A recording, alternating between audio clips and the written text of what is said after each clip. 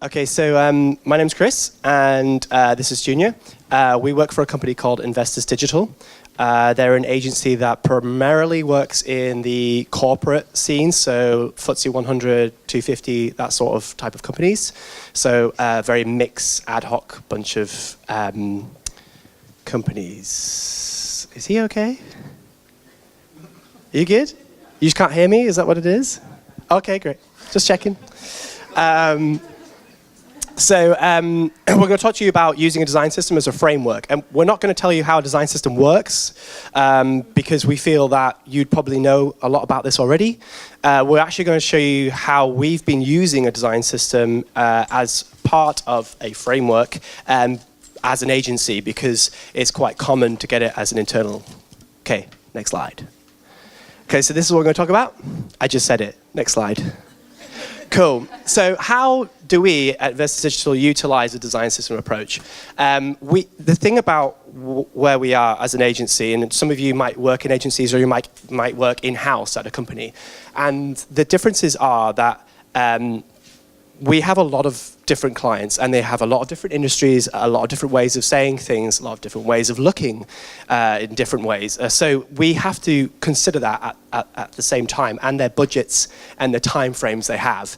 Maybe internally it wouldn't be as much of a problem or ways that you could push on, but for us it's a big challenge. So next slide. So let's just go quickly around what a design system is. So a design system, for anyone who doesn't know, it's exactly how Brad Frost puts it here. It is just a collection of items, elements, little modules, things like that. A lot of you probably are already working in this. So it's everything from a button to an icon. Every little tiny piece is already preset. So you don't have to then redesign the wheel every time. You just use the presets.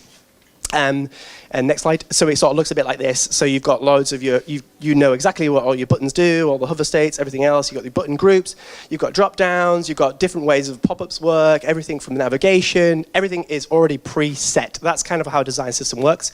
Works from an atomic, goes into a component, then into a module or something bigger like a compound, something like that. So that's very brief. That was the quickest way I probably have explained it. But I would look at Brad Frost because he explains it in much more detail than I just explained it. And he's got a book on it as well about atomic design specifically, but he's a really good advocate of it. So this is the difference between an in-house and an agency. So in in-house, you have a company brand. It's well established. So something like Trainline, since we're here. They're well established. They have a brand. They have a purpose. They have a mission. They know what they're doing. It's all internal usage. Look at these people at the front. They're definitely from Trainline, but they're evidently like, yeah, we know what we're doing. So internal usage.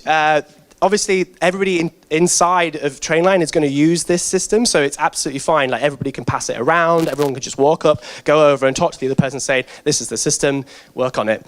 The next thing they've got is a central repository, a single place for everyone to share, and it's a lot easier to update and change because they just have to talk to each other, and then they can make a change and make a discussion and decision together. Problem we have with an agency, we're external, there's a lot of brands, there's a lot of industries, it's hard to keep track. We can't make a design system for everyone.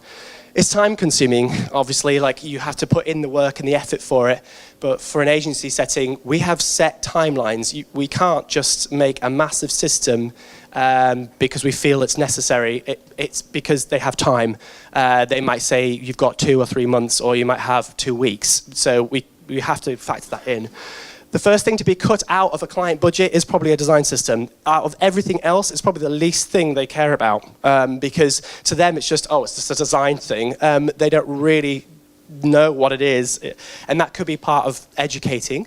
But at the same time, I think it really, for them, they just look at what's important for the business from a money perspective and what's less important for the money from a money perspective. And 9 out of 10 times, it's a design system. It's something they really don't care about. It's hard to update. So if you imagine you have lots of different companies, lots of different agencies, if you had lots and different systems and lots of different ways of doing things, if, say, the design team has a turnaround, as in people leave the company, which happens, and new people come in, they will not necessarily know how things are working, and they'll have to be kind of thrown into the deep end a little bit. So when something gets updated, they decide to make the update, but the people who originally made the system, well, they're not there anymore. So, they just make the decision, let's make an update, and the client goes, what's going on? And it all just goes into massive chaos. So it becomes too hard for us to have to update every single system at all times, because we can't always be on the same project. Next slide. So this is kind of where we got to. It can't possibly be possible to create a central library for every single client. It would be absolute madness. We run around about, I don't know, like over 200, maybe up to 300 clients. Like, imagine them all having a design system separately. It just wouldn't work. We'd have to have a design team like the size of a country. Like, it just wouldn't work. So we couldn't be able to keep update with everything. But there is a way, and this is something we're going to talk about now, as how we actually solved our issue for us specifically as an agency. And that's how we feel. And that's how our clients feel, I think, most of the time. Cool. So I think I'm going to pass you on to, is it you now? I'm passing it on to Junior now, and he's going to talk to you about how we sort of went about this. Oh, he's already got mine. Wait, calm down. So yes, he raised the problem. So yes, we need to design a design system to supply not one company or one product, but a whole set of industries and companies. So how we done it? If you see here, it's just a banner with some logos, some assets. If you strip these down on a lo-fi fidelity, you're gonna see that it's just simple assets. If you break them, you have navigation, you have some pagination, you have some text, and you have an image field.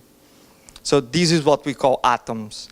We didn't go fully atomic, because if we go fully atomic, our build team was incapable to reach the level of the sketch. Because the sketch, you can go 16 levels of overrides, but not on depths. So that's our module library. Our whole module library is based on components, and inside of the component you have the atoms. So every time you're designing some page, you just bring the component, break it down, make your own component, and then symbolize again with your own name.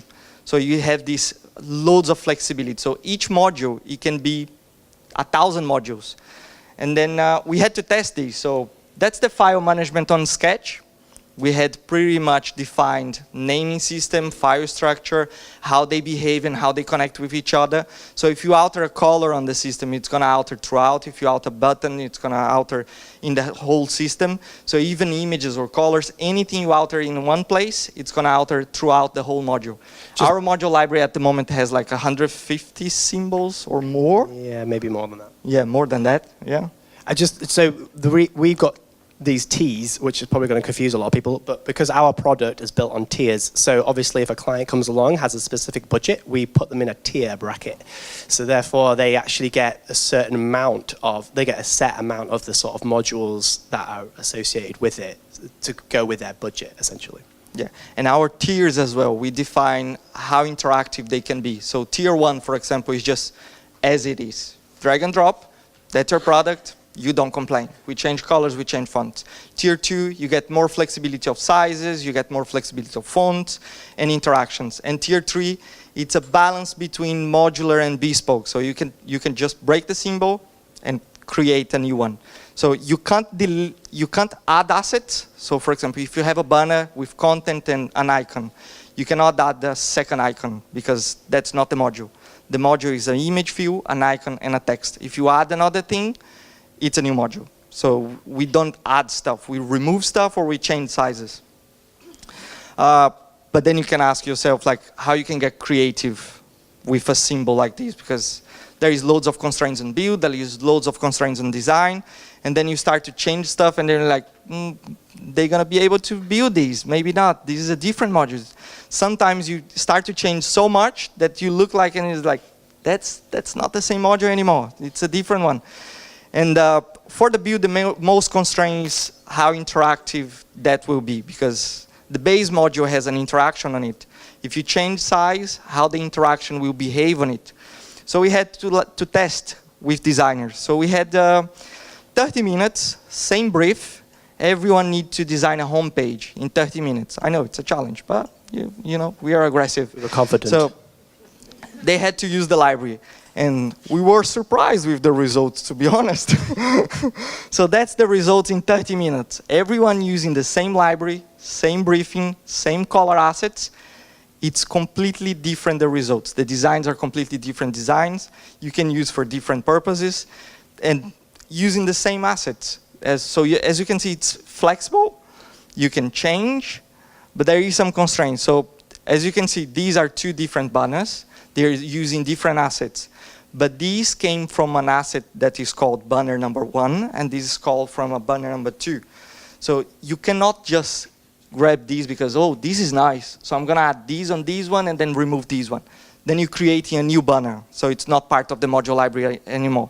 So if you create new assets, the design system manager that we don't have at the moment, but we're looking for, we'll need to add to the whole library, to the central library, to supply new clients. So then you think about yourself, look, okay, there is constraints, there is some problems, how you can create. So it's easy. It's faster to generate any concept. We can scan pages like in seconds. I mean, if you give me a brief in some colors, I can do now. You sure you want to say that? Yeah, I shouldn't. Yeah, but I said. Free work. So yeah, our time of design has reduced drastically. I mean, very, very much. We can do like 5 pages a day, easy, with complex elements, complex interactions using the library. We create reusable components as well, as I said. So every time we create a new component that is not in the library, it adds up to the library. So the next person that will design, we will have that module added to the library. So every time you access the library, you have a new variation of the base module, which is nice because then you start to think about buttons and simple stuff that we designers don't need to think about anymore, because button is a button, don't create another button. So we create more important stuff, how people interact with it, how images will be interacting, what's the transparency. So you worry with other stuff than just a simple button. So clients can change as well their requests on the go. It happens a lot. So sometimes you design and then you have a round of amends. For a bespoke website, you're going to take a week to do the round of amends because you get to strip down the design, get the amends, and make it work. On our system, you just delete the module and add a different module. I don't like this module. Done. New one. Let's send to the client again. So it's faster to get these amends and iterations going. So we can do iterations every day if we need. Some clients we do every Friday because of their agenda. But it's faster. The constant file as well, it's what we're looking for again, a product designer that does design system. We need someone that get the file, manage the file, and makes all the new symbols within that file to be consistent. So then every other designer or client can use the file. And we can scale the system as well as the client grows. So we have the tiers. So every tier, if the client starts with a tier 1, and then next year they do an IPO or they grow, and like Trainline, they launch some shares and then they go rich. So they can scale to tier 2, tier 3, and so on. So they're going to get more modules, they're going to get more flexibility, and they're going to get more interaction as well.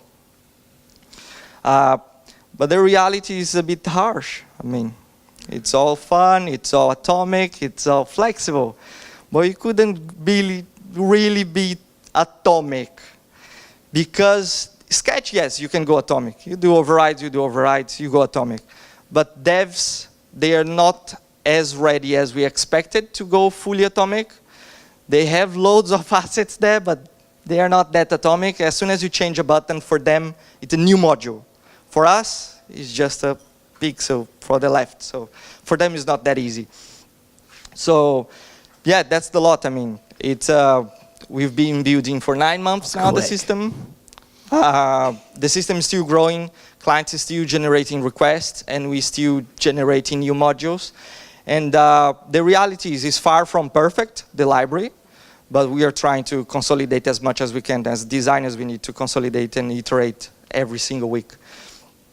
So yeah, thanks for your time.